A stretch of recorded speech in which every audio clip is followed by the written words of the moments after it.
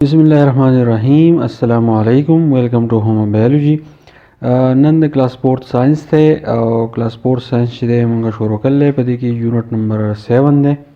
او د دې لیکچر نه مخکې موږ په پیج نمبر 66 باندې یو اکټیویټي کړې و 7.3 او دا غینه لاندې د کلاس سپورت په ساينس کې په سرکاري سکولونو کې په پیج نمبر 66 باندې یو بل ټاپک دی سپیډ څه ته وایي چې په لږ وخت کې موږ فاصله ووهو یا په ډیر وخت کې موږ فاصله ووهو نو دې ته ویل کېږي سپیډ. You noted in activity 7.3 that the faster you move the less amount of time it takes to cover the same distance. د دې نه مخکې چې موږ کوم ټاپک کړی و 7.3 نو پای کې موږ دا خبره نوٹ کړې وه چې څونه زر تاسو ځئ یا څونه زر تاسو منډه وهئ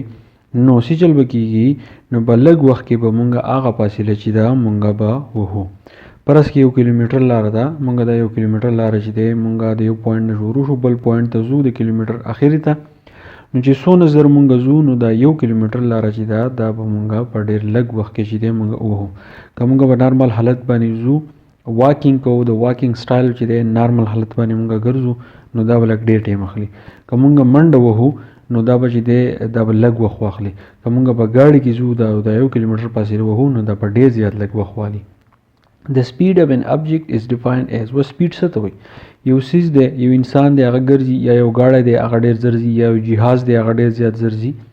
نو سپیډ موږ څه ته وایو د ډسټنس کورډ ان ا یونټ ټایم فاصله وهل په لږ وخت کې په لږ وخت کې چې کله موږ فاصله وهو د یو پوینټ نه بل پوینټ ته لاړ شو نو په اصل کې دې ته موږ وایو سپیډ. In activity 7.3, if you divide the distance covered by the time, you will get the speed. د دې مطلب څه دی if you divide the distance covered by the time که تاسو فاصله راوالئ او دا په ټیم باندې تقسیم کړئ سپیډ موږ څه ته وایو 1 کیلومیټر فاصله ده او دا کیلومیټر فاصله پاس که موږ په 15 منټه کې چې دی دا موږ 1 کیلومیټر فاصله وواله نو موږ سپیډ څنګه راوباسو دا 1 کیلومیټر به موږ له پاسه ولګو لاندې به اور ولګو او لاندې به ټیم ولګو یعنې فاصله به موږ تقسیم کو په ټیم باندې د هغې نه چې څه جواب راشي نو هغه زموږ سره صحیح دا به ټیم وي. Look at the picture below if you are in a hurry to get somewhere. د لاندینی پکچر ته څه کوي تصویرانو ته څه کوي که پرس که په تاسو باندې تادي او تاسو سزي ته ځئ which transport would you choose why نو تاسو به کم ترانسپورټ د تلو راتلو دپاره سیس چې دی خوښوئ ولې فرض که سایکل دی ته په سایکل باندې یو ځي نو بل ځای ته ځې راځي یا زموږ سره موټر دی ته په موټر کې د یو ځای نه بل ځای ته ځې راځي یا ټانګه ده په دې ټانګه کې ته د یو ځای نه بل ځای ته ځې راځي او یا چې دی دا کوسټر دی په دې کې ته د یو بل ځای نه ځې راځي نو دا 4 قسم کوېسچنې دي او دا 4 څیزونه چې دی دا په ټرانسپورټ کې راځي نو اوس دا تاسو په خپل ذهن کې کېږدئ چې په دې 4 کې به داسې کم یو څیز وي چې په هغې باندې مونږ په اسانه باندې د یو ځای نه بل ځای ته مونږ تلی راتلی شو. نو دا و سپیډ په اصل کې دا دی چې کله تاسو د یو پوینټ نه بل پوینټ ته ځئ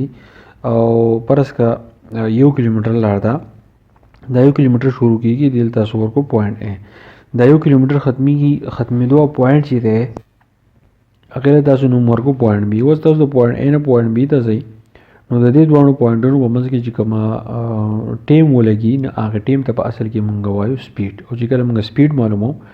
نو مونږ به فاصله ولګو او دغه فاصله به مونږ په ټیم باندې ډیوایډ کړو نو دې ته مونږ څه وایو دې ته مونږ وایو سپیډ. اوس په خپل ذهن کې دا راولئ داسې کم څیزونه دي چې د هغې سپیډ سیوا دی او داسې کم څیزونه دي چې د هغې سپیډ کم دی چې د کم څیزونو سپیډ سیوا یې 15 نومونه ځان سره په کاپۍ کې ولیکئ چې د کم څیزونو سپیډ کم وي نو هغه 15 نومونه راوالئ هغه ځان سره په کاپۍ کې ولیکئ نو په دې باندې چې دی ستاسو پریکټس وشي. په دې وجه انشاءالله سمپل مشین چې دی هغه به شروع کړو که په دې پوه شوي خپلو ملګرو سره چې دی ضرور شیر کړئ. میلاو به شو د بل لیکچر سره. تھینک یو ډېر مننه.